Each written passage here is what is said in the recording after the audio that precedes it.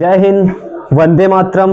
मैं धर्मेंद्र सर आप लोगों को आज कक्षा 10 की सामाजिक विषय पर चर्चा करने वाला हूं। तो कहना है कि सबसे पहले हम लोगों को कक्षा 10 की सामाजिक विषय पढ़ाएंगे। तो हमारे जितने भी यूपी बोर्ड के कक्षा 10 के बच्चे हैं वो क्लास पे ये वीडियो जरूर देखें और ज्यादा से ज्यादा लाइक करें, शेयर करें। लर्न क्लासेज अलीपुर भादर हमारा जो चैनल है और जय माँ गायत्री क्लासेज ये भी हमारा चैनल है। तो आप लोगों की आज सामाजिक विषय पर जो बहुविकल्पी प्रश्न है उन पर हम आज देखेंगे। तो उससे पहले है कि हम आपको कुछ लाइन कहना चाहेंगे कि होके मायूस न आंगन, होके मायूस न आंगन से उखाड़ो ये पौधे, धूप बरसी है तो यहाँ बारिश भी होगी, पर जब बुरा समय है तो पीछे ना हटो, जब बुरा समय है तो पीछे ना हटो, सफलता कभी ना कभी तो मिलेगी, कभी ना कभी तो मिलेगी। वाकिफ वाकिफ कहाँ जमाना हमारी उड़ान से, वाकिफ कहाँ जमाना हमारी उड़ान से, वो और थे जो हार गए आसमान से, जो हार गए आसमान से। आपकी उड़ान ऐसी है कि आप कभी हारेंगे नहीं, ये बात सबको बता दीजिए। भंवर से कैसे बच पाया किसी पतवार से पूछो, हमारा हौसला पूछो तो फिर मझधार से पूछो, फिर मझधार से पूछो।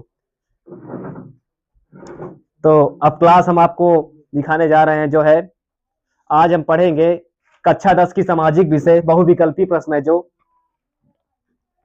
जैसे कि दिया है हमारा, क्या दिया है, निम्नलिखित में से कौन सा आंदोलन महात्मा गांधी ने चलाया। सबसे पहली बात तो आपको राजा बेटा पढ़ना है, निम्नलिखित में से कौन सा आंदोलन आंदोलन महात्मा गांधी ने चलाया। बहुविकल्प में दिए, मतलब उसमें दिखे 4 विकल्प में दिए ऑप्शन में, तो आपको असहयोग आंदोलन, सविनय अवज्ञा आंदोलन, चंपारण आंदोलन, खिलाफत आंदोलन। तो भैया राजा बेटा अच्छे से पढ़ेंगे तो आज हम इसी बात पर चर्चा करेंगे। तो कौन सा चलाया गया इसमें, कोई बताए एक राजा बेटा? शिवम आप बताएं कौन कौन सही है? अच्छा चलिए ठीक है, ठीक है, बहुत बढ़िया। असहयोग आंदोलन, सविनय अवज्ञा आंदोलन, चंपारण आंदोलन, खिलाफत आंदोलन। तो राजा बेटा हमारा कौन सा सही है? जो ये डी का ये नंबर सही है। समझ में आया? कौन सा सही है? डी का खिलाफत जो आंदोलन है ये सही है राजा बेटा। महात्मा गांधी ने नहीं चलाया खिलाफत आंदोलन, महात्मा गांधी ने नहीं चलाया, तो हमारा डी विकल्प जो है ये सही है। समझ में आया सभी लोगों को? अगली क्लास में नेहा ध्यान से देखना। 1789 में फ्रांस में राष्ट्रवाद की प्रथम अभिव्यक्ति का क्या परिणाम हुआ? 1789 में फ्रांस में राष्ट्रवाद की प्रथम अभिव्यक्ति का क्या परिणाम हुआ? फ्रांस की क्रांति, नेपोलियन का उदय, जर्मनी का एकीकरण, निरंकुश राजतंत्र का प्रारंभ। फ्रांस की क्रांति, नेपोलियन का उदय, जर्मनी का एकीकरण और इसके बाद खिलाफत, वो क्या सॉरी निरंकुश राजतंत्र का प्रारंभ। तो आगे देखें इसमें राजा बेटा कौन सा सही है? शिवम आप बताएं कौन सा सही है? फ्रांस की क्रांति?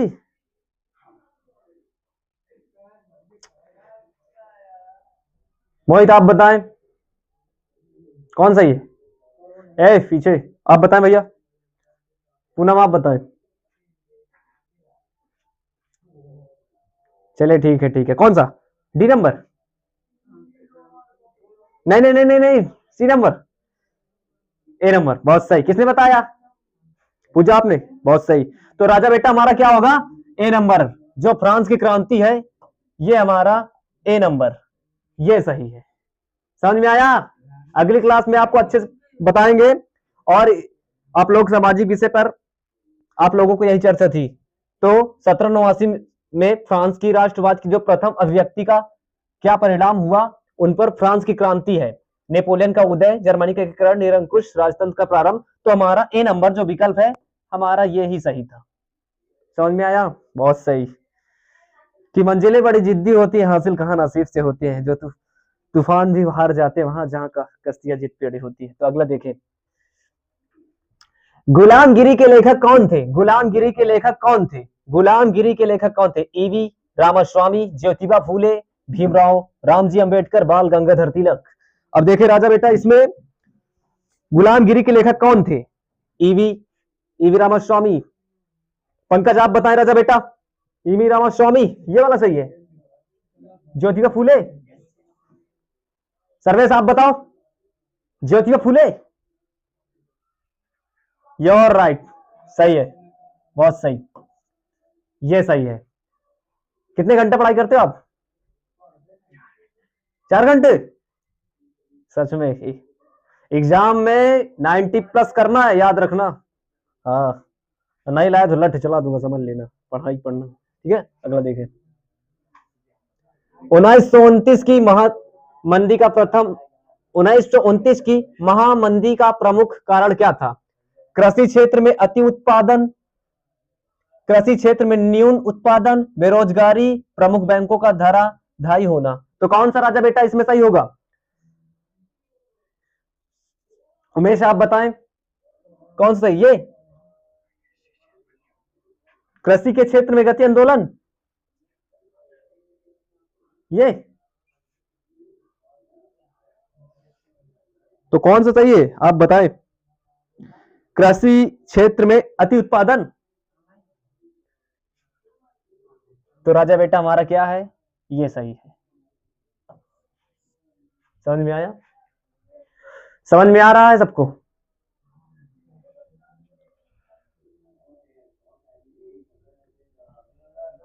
और 1944 में 5वां नंबर क्वेश्चन हमारा बहुविकल्पी में देखिए। 1944 में अंतरराष्ट्रीय मुद्रा कोष IMF की स्थापना कहां की गई थी? 1944 में कह रहा अंतरराष्ट्रीय मुद्रा कोष IMF की स्थापना कहां की गई थी? ब्रिटेन, ए नंबर संयुक्त राज्य अमेरिका, फ्रांस, भारत। तो कहां की गई थी राजा बेटा इसमें? सर्वेश आप बताएं राजा बेटा, कहां की गई थी? डी नंबर पे किसने जवाब दिया? सही से जवाब दे। संयुक्त राज्य अमेरिका, बहुत सही, बहुत सही। कितने इसी तरह पढ़ाई करना है। और आप लोग नेक्स्ट क्लास में आपको लोग, वैसे भी तो बच्चे हमारे हैं ना, तो पढ़ाई भी इनको अच्छी से करानी पड़ेगी। तो हमारा क्या है? संयुक्त राज्य अमेरिका, ये सही है। तो हमारा यही सही है बेटा, ठीक है, पढ़ लीजिए। 8वां नंबर, श्रीलंका में निम्नलिखित में से कौन सा समूह अल्पसंख्यक है? श्रीलंका में निम्नलिखित में से कौन सा समूह अल्पसंख्यक है? कह रहा है कौन सा समूह अल्पसंख्यक है?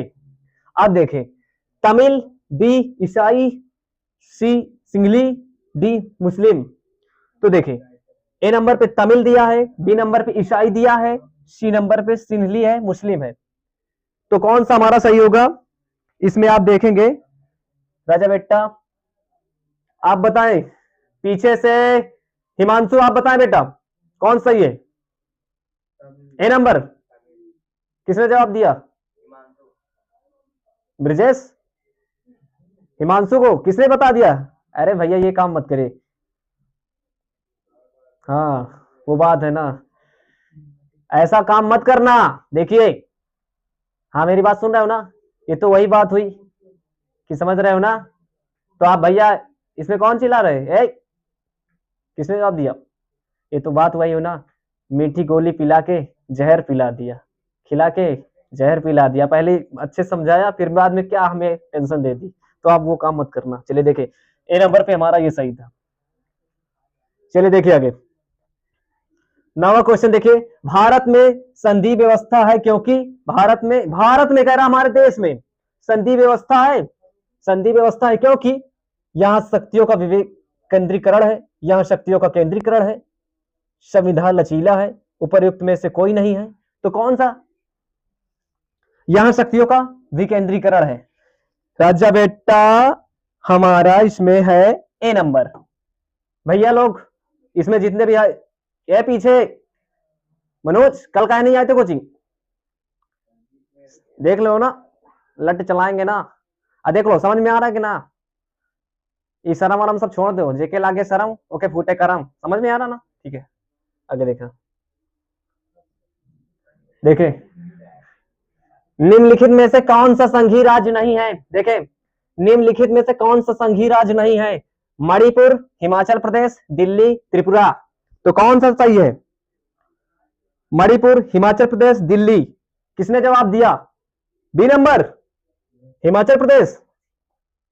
काफी हद तक बताया। चलिए सी नंबर हमारा दिन सुरेंद्र ने जवाब दिया, बहुत सही, दिल्ली। सी नंबर सही है।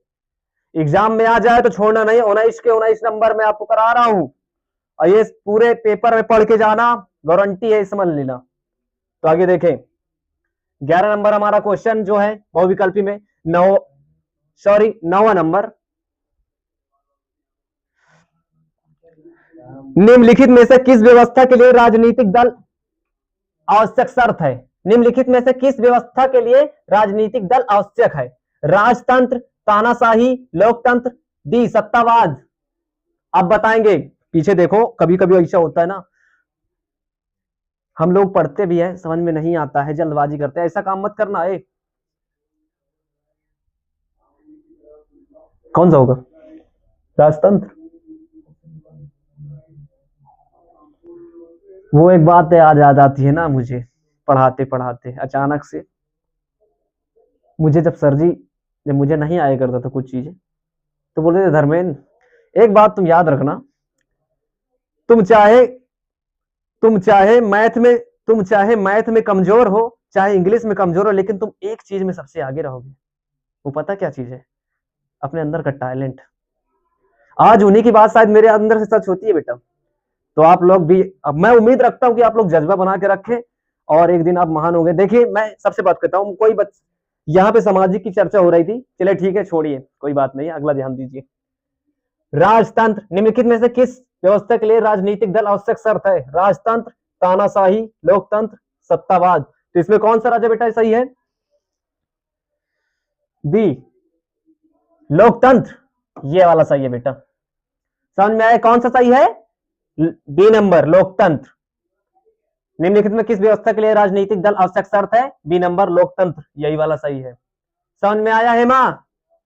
पढ़िए, कान पे पढ़ेगा एक, समझ में आ जाएगा, क्योंकि पढ़ाई तो करना ही है तुमको। जब एक महीना बचते हैं तो किताब याद आती है, 12 बजे किताब खुलती है, दिन भर मोबाइल चलाना है, करना कुछ नहीं, तो कैसे आएगा? देखिए, यूपी बोर्ड हाई स्कूल का पेपर भी देना है तुम्हें। अब कहोगे मेरा 80+ सपना क्या देखते हो? 90+ लेके आना है मुझे। घर वालों की नजरों में बच्चा पढ़ाई कर रहा है, पता नहीं पन्ना पलट रहा है कि देख रहा है उसको, मंदिरिया में मूर्ति जैसे अग्नि कर रहा है, तो क्या है? अगला देखें, 12 नंबर, निम्नलिखित में से किसका संबंध लोकतंत्र से नहीं है? निम्नलिखित में से किसका संबंध लोकतंत्र से नहीं है? कह रहा है जो दिए हुए हैं इनका संबंध लोकतंत्र से नहीं है। तो किसका संबंध नहीं है भैया? किसका संबंध नहीं है? किसका नहीं है? देखिए, जनमत का नहीं है, उत्तरदायी शासन का नहीं है, कि राजनीतिक दल का नहीं है, कि बहुसंख्यकों का शासन नहीं है। अब देखिए कौन सा कह रहा, बहुसंख्यों का।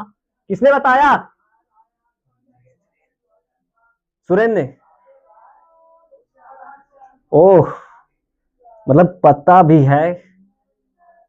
स्लो, क्या बताया? सामाजिक है। देखो बेटा, पता है, यहाँ पे दाल गलने वाली नहीं है, पढ़ाई करना पड़ेगा। हाँ, ये वाला डी नंबर सही है, ये सही है। अगला देखें, 13 नंबर पे, निम्नलिखित में से कौन सा खनिज धात्विक है? कह रहा निम्नलिखित में से कौन सा खनिज धात्विक है? निम्नलिखित में से कौन सा खनिज धात्विक है? ए नंबर कोयला, बी नंबर अभ्रक, सी नंबर चूना पत्थर, डी नंबर लौह अयस्क। तो कौन सा सही है राजा बेटा? देखें, किसने बताया? दीपू, विकास भाई ने। कौन सा? डी नंबर, बहुत सही। ये हुआ ना, इसका मतलब पढ़ाई करते हो तुम घर पे, बहुत सही। आगे देखें,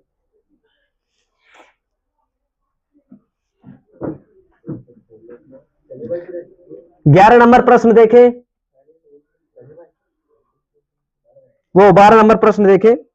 कपास की खेती के लिए निम्नलिखित में से कौन सी मिट्टी उपयुक्त है? काली मिट्टी, लाल मिट्टी, जलोढ़ मिट्टी, लैटराइट मिट्टी। तो कह रहा है यहां पर देखना है भैया, आप लोग को राजा बेटा बाबू बच्चा हरो, आप लोगों को ये देखना है कपास की खेती के लिए, कह रहा किसकी खेती के लिए, कपास की खेती के लिए निम्नलिखित में से कौन सी मिट्टी उपयुक्त है। अब देखेंगे किसकी, किसके लिए, खेती के लिए, कौन सी खेती के लिए, कपास की खेती के लिए। निम्नलिखित में से कौन सी मिट्टी, कह रहा काली मिट्टी जरूरी है कि लाल मिट्टी जरूरी है, जलोढ़ मिट्टी जरूरी है कि लैटराइट मिट्टी। हम पहली बार सुने थे लैटराइट, हम कहा लैपटॉप, तो पहली बार हमको भी नहीं पता था लैटराइट मिट्टी कोई होती है। ये तो मिट्टी पता कि 3 प्रकार 4 प्रकार की जो भी होती है, काली मिट्टी, लाल मिट्टी, जलोढ़ मिट्टी, लैटराइट मिट्टी। तो कौन सा सही है? सिमरन आप बताओ कौन सही है?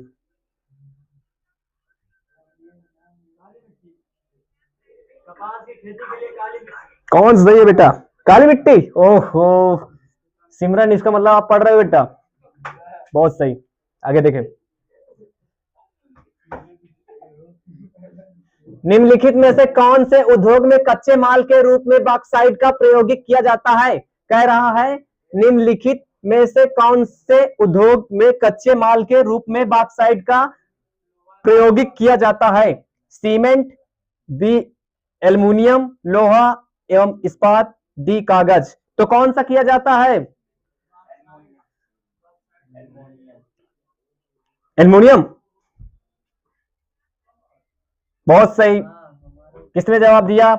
बी नंबर, एल्युमिनियम सही है हमारा, इसमें एल्युमिनियम सही। निम्नलिखित में से कौन से उद्योग में कच्चे माल के रूप में बॉक्साइट का प्रयोग किया जाता है? सीमेंट, बी एल्युमिनियम, लोहा एवं इस्पात, डी कागज, बी एल्युमिनियम। ये हमारा राजा बेटा एल्युमिनियम होगा, है ना, यही तो होगा। आगे देखें, फिर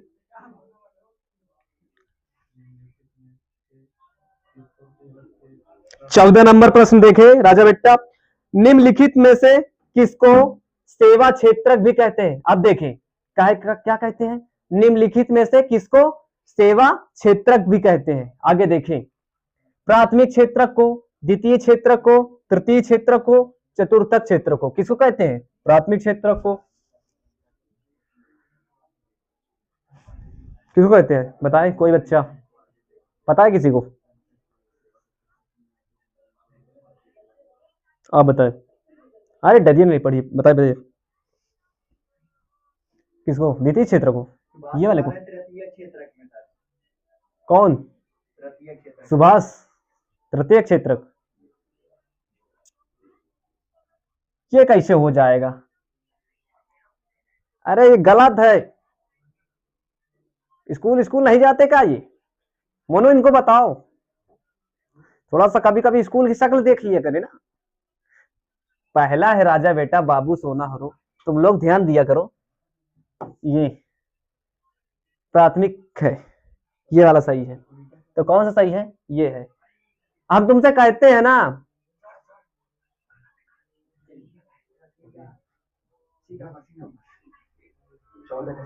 सॉरी, इसमें ये वाला सही है, जो है ये वाला तृतीय क्षेत्रक है। गलत से हमसे यहाँ पे रेटिंग हो गया था ना, इसके छुके। आगे देखें, 17 नंबर देखें, सार्वजनिक क्षेत्रक तथा निजी क्षेत्रक के विभाजन का आधार है। सार्वजनिक क्षेत्रक तथा निजी क्षेत्रक के विभाजन का आधार है, क्या है? आधार है रोजगार की शर्तें, आर्थिक गतिविधियों की प्रकृति, उद्यानों का स्वामित्व, उद्यमों में नियोजित श्रमिकों की संख्या। तो कौन सा सही होगा? पंकज आप बताएं, इसमें कौन सही है?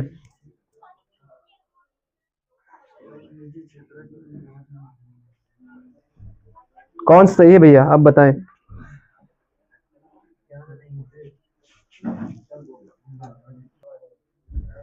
सार्वजनिक क्षेत्र तथा निजी क्षेत्र के विभाजन का आधार है रोजगार की शर्तें, आर्थिक गतिविधियों की प्रकृति, उद्यमों का स्वामित्व, उद्यमों में नियोजित श्रमिकों की संख्या। अब ये बताएगा मोहन, बच्चा मोहन खड़े हो, बताओ कौन सा सही है? ऑप्शन ए रोजगार की शर्तें, बी आर्थिक गतिविधियों की प्रकृति, उद्यमों का स्वामित्व, उद्यमों में नियुक्त में श्रमिकों की संख्या। कौन सही है? Option number D. कौन सा सही है बताएं राजा बेटा? ऑप्शन नंबर सी, कौन चुप्पे से बता रहा है पीछे? ओए बहुत मारूंगा, लठ चलाऊंगा, समझ लेना तेरे को। गधा पढ़ता नहीं घर पे, चुप्पे चुप्पे पूछने वाला काम बंद कर दो। हाई स्कूल 2 महीने बाद देखना जो भी करना, अभी नहीं, आगे पढ़ाई देखो। एजेंडा कह रहा, एजेंडा 21 का संबंध किससे है? ओजोन क्षरण अवक्षय से है, जलवायु परिवर्तन से है, वैश्विक तापन से है, सतत पोषणी संधारणी विकास से है। तो कौन सा है?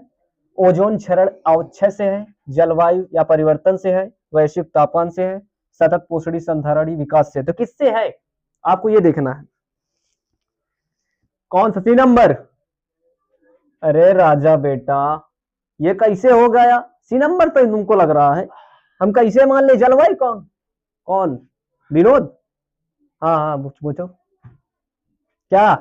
अरे हाँ हाँ बोले बोले। B number? नहीं भैया, बी नंबर कैसे हम मान ले? एजेंडा 21 का संबंध किससे है? ओजोन क्षरण अवक्षय से है, जलवायु परिवर्तन से है। अब बच्चा जो स्कूल का भी नहीं शकल देखे तो बता देंगे ना, अंधे के हाथ बटेर लग जाना, ये तो बात वही हुई ना। बार बार आप मुझे, आप देखो जिस प्रकार मैं बता रहा हूं कि आप लोग शादी में जाते हैं ना, तो वहां से आपको जब पता रहता है कि सब कुछ वही जयमाल वही होगा, वही रस्में होंगी, सब फिर भी देखते रहते हैं, रात भर जगते ना। तो बस आपको उसी प्रकार आपको यहाँ भी देखना है, समझ रहे हो? देखें तो आपका क्या है, ये सी नंबर राजा बेटा, ये सही है। अब कह दो सर जी आप, तो सर जी क्या करें, सर आपको पढ़ना पड़ेगा ना। आगे देखें 17 नंबर पे, उपभोक्ता सुरक्षा अधिनियम कब बना था? उपभोक्ता सुरक्षा अधिनियम कब बना था? कह रहा 1980 से बी, 1990, 1986, 2001 में। तो कब बना था बताएं? सभी बच्चे मेरे जवाब देंगे आपकी क्लास में। कब बना था? 1986 में। एक साथ सभी लोग बताएं। 1986 में, ठीक है, बहुत सही। इसका मतलब पढ़ाई करते हैं।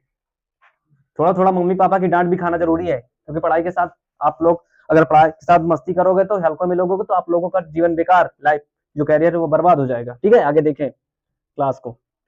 बांग्लादेश के ग्रामीण बैंक की शुरुआत कब हुई थी? कह रहा बांग्लादेश के ग्रामीण बैंक की शुरुआत कब हुई थी? बांग्लादेश के ग्रामीण बैंक की शुरुआत, स्टार्टिंग कब हुई थी? आरंभ कब हुआ था? अब देखें 1960 में, 1980 में, 1970 में, 1990 में। कब हुआ था आपको पता है? कब हुआ था बताएं। अब कह दो सर हमें तो नहीं पता, आप ही बता दो। अरे हमें तो बताएंगे ना, हम तुम्हारे लिए काहे बैठे हैं, काहे के लिए अपनी मेजा फोड़ रहे हैं?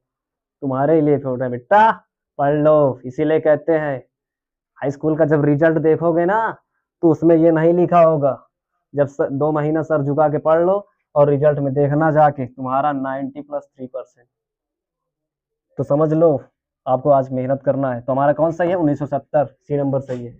आगे देखें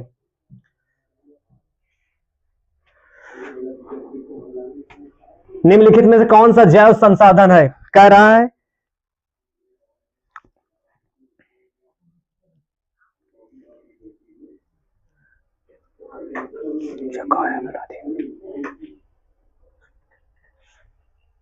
जैव संसाधन है, तो कह रहा है निम्नलिखित में से कौन सा जैव संसाधन की बात कर रहा बच्चा? क्या कह रहा है? निम्नलिखित में कौन सा जैव संसाधन है? निम्नलिखित कह रहा जो लिखे हैं। अब देखो पूछ रहे हो आप लोग, हमसे पूछ रहे हो ना कि निम्नलिखित, निम्नलिखित कह रहा ये 4 भाई थे। क्या नाम था? लोहा, तांबा, मध्यम पालन, चट्टाने। ये 4 भाई थे, कह रहा है निम्नलिखित। अब निम्नलिखित हम जब कोई प्रश्न आपसे पूछेगा तो ये थोड़ी बता देगा कि तुम्हारे पापा का क्या नाम है, वो तो अच्छे से बोलेगा ना, बेटा तुम्हारे पापा का क्या नाम है, ये तो पूछेगा ना। तो अब देखिए निम्नलिखित में से कौन सा जैव संसाधन है? तो कह रहा है लोहा, तांबा, मध्यम पालन, चट्टाने। तो इसमें आपको बताना है, हम बताएंगे वही तो आप लिखोगे ना बाबू, बच्चा पढ़ लो। देखें आगे तो कौन सा सही है? ये मत्स्य पालन, ये वाला सही है, बहुत सही। तो आज की क्लास यही थी मेरी। आप लोगों को अच्छा लगे तो मैं धर्मेंद्र सर आप लोगों को अपने जीवन में ये बताना चाहता हूं कि देखो मेरी कोशिश यह रहेगी, व्यक्ति अगर आज के जीवन में सफल नहीं है ना तो उसकी कोई कदर नहीं करता, सबसे पहली बात। और मेरा मानना यह है कि अगर व्यक्ति को जीना है ना भाई, मेरा तो एक ही मानना है, मैं अपनी बात बता रहा हूँ। मुझे ना जब से पता चला कि इस दुनिया में असफल लोगों की कदर नहीं होती, तो मैंने भी सीख लिया लाइफ में कि मुझे आम आदमी बनकर जिंदगी नहीं जीना है, कुछ बड़ा ही करना है, वरना नहीं जीना। बस सीधी सी बात है। आप लोगों को भी मैं, आप लोगों का डर अपने अंदर से हटा दीजिए। तुम्हारे घर की कोई रोटी नहीं बना के दे देता है जो तुम डरते हो। किसी को कोई फर्क नहीं पड़ता राजा बेटा कि तुम क्या करते हो। फर्क तब पड़े, फर्क तुम्हारे सक्सेस होने की वजह होनी चाहिए। वजह ढूंढो अपने वजह कि अगर आज हमारा समय है तो हमें ही बदलना है। किस तरह से बदलना है ये तुमको हालात तय करना करेंगे। तुम किस तरह से, तुम क्या करते हो बेटा। आज मेहनत करोगे तो कल आने वाला रिजल्ट, तुम्हारा परिणाम जो है वो एक दिन दुनिया को दिखा देगा कि ले देख हम क्या चीज है। कि वही बात मैं आपको कहना चाहूंगा कि माँ, आज मैं उन जो हाई स्कूल में जो हमारे भैया बहन है उनके लिए मैं एक बात कहना चाहूंगा। मैं धर्मेंद्र सर आप लोगों को यह कहना चाहता हूं कि अभी शोर मत कर, कि अभी शोर मत कर, गमों की रात है अभी। हिम माँ अभी शोर मत कर, अभी गमों की रात है। और जिसको जो कहना है कह लेने दो। मैं कसम खाता हूं धज्जियां उड़ा दूंगा उन लोगों की जिन्होंने मेरी हालात पे मुझको ये बोला था। तो आप लोगों को वक्त बदलना है। अपने आप से कसम खाइए, 6 महीना, 1 साल, 5 महीने, 1 साल, जो भी है आपका टारगेट लेके काम करिए बेटा। एक टाइम बनाइए, एक डिसिप्लिन बनाइए। मैं ये नहीं कहता कि आप कोई भी काम, लेकिन उसको एक टाइम बनाइए। आप पढ़ने का टाइम जो भी है अपना फिक्स करिए। टाइम बहुत, जो टाइम को समझ गया और टाइम की वैल्यू करता है। देखो एक बात बताएं, आजकल इंसान सबसे ज्यादा वही दुखी है जो दुनिया के पीछे भागता है। सबसे पहली बात तो खुद को कामयाब बनाओ, दुनिया तुम्हारे पीछे आएगी। जय हिंद, वंदे मातरम।